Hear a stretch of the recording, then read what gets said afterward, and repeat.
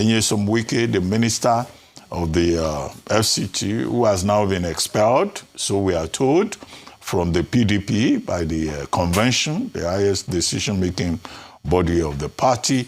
And then it's, of course, a confrontation with a naval officer, Officer Yerima, over land dispute in Abuja, with him saying, well, he respects the rule of law, and the Navy saying, well, all the defense chiefs spoke to him, but he chose to take the laws of the land into his own hands, more or less.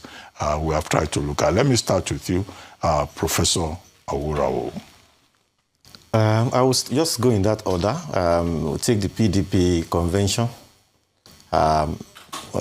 It's good they managed to get it, handled, and it held a few days ago. And then the decision to expel Wike and some others.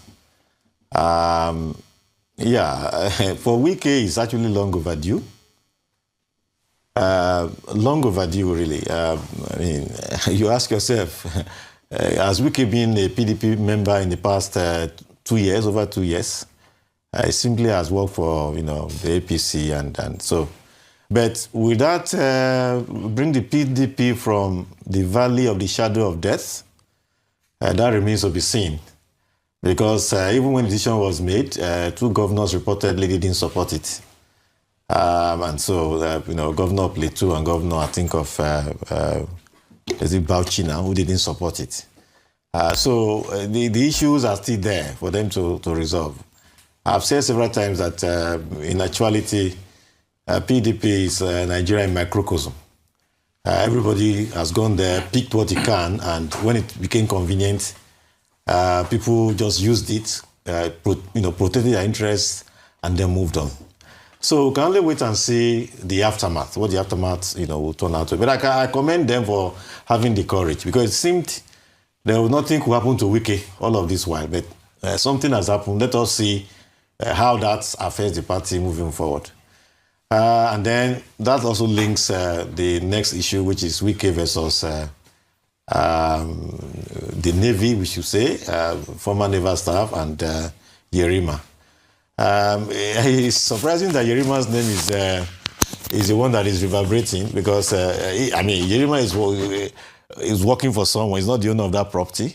The former chief of naval staff, that's the person that Yerima is working for, and he simply acted on instruction given him by his boss.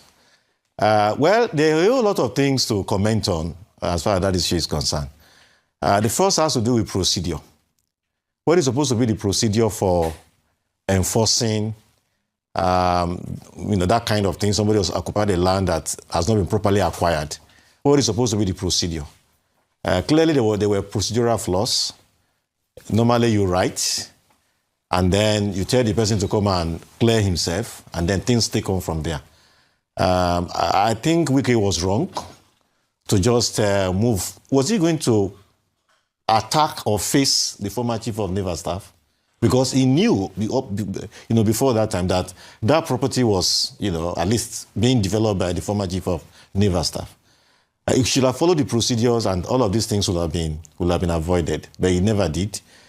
People have also drawn attention to how the military handled it. Of course, the young man was very respectful, but he was cocking his gun. I didn't see him do that, but some people have said that he was cocking his gun.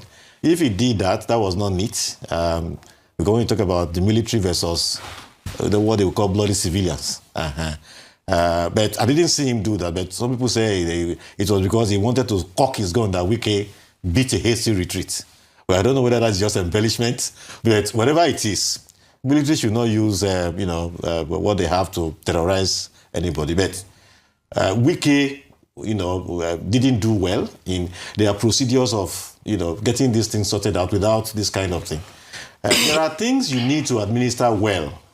You need patience, you need fairness, and all that. Wike doesn't have any of them, which was why what happened. But I hope that Wike will have learned lessons.